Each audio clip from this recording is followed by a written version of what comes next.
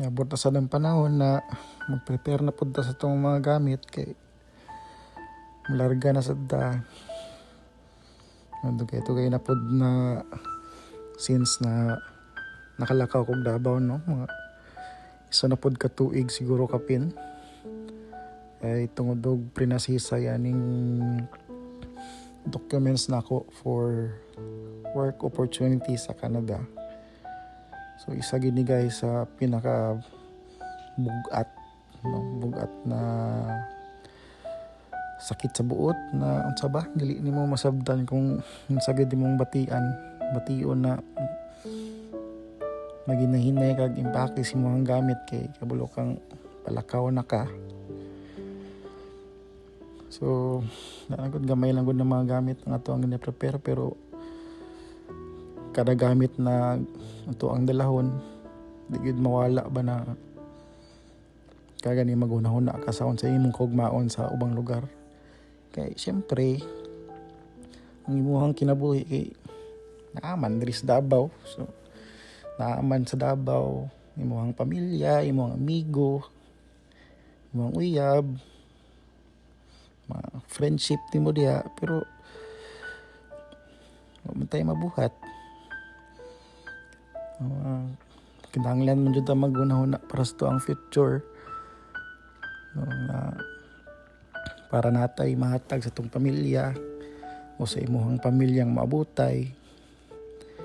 Dili man gyud mapirmi na perminti kang nalang sa isa ka butang, maski sakit gid sa buot na lakaw, wala tayo mabuhat na guys, no? Manang dawat-dawat na lang sa good at the moment. Maski naa ang lingaw diri sa Pilipinas, sa Davao, o maski asa man ka sa kalibutan na gibutang, kinahanglan gid nimo i-accept na mag-change dud ta, you know?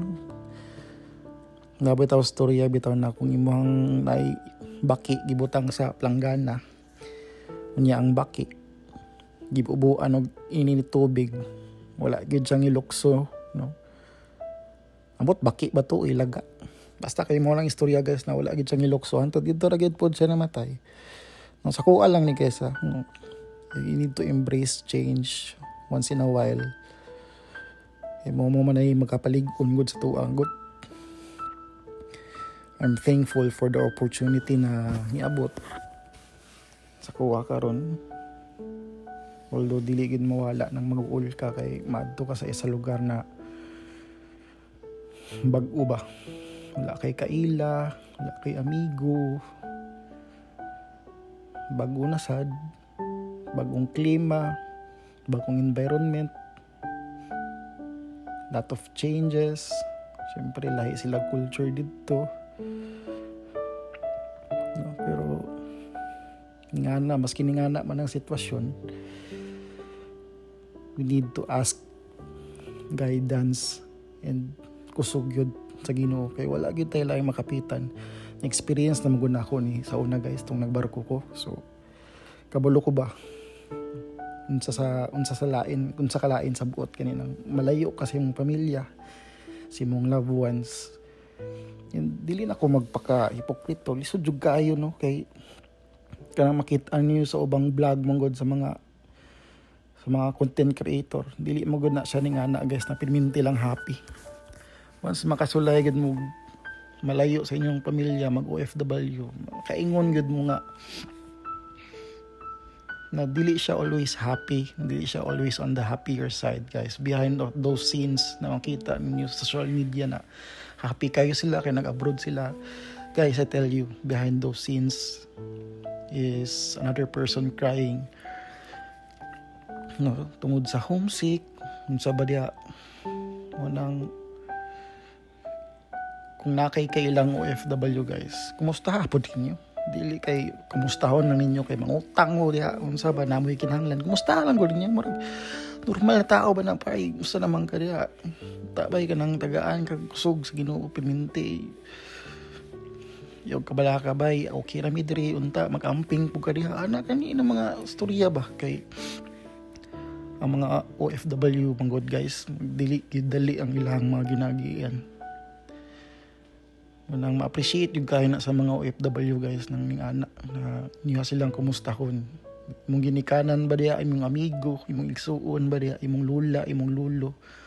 Kumustaha sila once in a while. No? So, actually, mawara ni siya na pinakaunang video na ko guys, pinakaunang vlog na ko ni siya. So, nagunahon na ako kung sa i-content na ko, no. Wala gid ko ilaing ma-content guys na ingon kag tarong. No, kani actually ingon ako impromptu lang ni. Wala ko ingon na nagapalo ko script. So lang gid na ako ingon na unsay gibati na ko ba. Kay outlet lang maguni sa ko guys. Gusto na ko mag-start og vlogging kay outlet ba. Para gani na ako i-go sa dansong gibati. Actually nagkurug-kurug ko karon kay nga ko sa Canada guys, ko sa Montreal, nagkurug-kurug ko karon sa tang tug nawalit si. No. So mo lang to guys. Munang kung naamoy amigo, kuya, ate, mama, papa na naa sa abroad, kumustahan niyo sila guys and ma-appreciate kina nila, no? So maski pag sakit sa buot na mulakaw taning Pilipinas, sa muta karon na krisis ang Pilipinas tungod sa politika, toxic na kaayo, wala gid tayo lain choice guys. So sa mga ug naabot mo sa tumoy sa kong video, ug naamang galing OFW na nagatanaw ani karon, salig lang mo guys, salig lang ta ninyo kay naay Ginoo, no.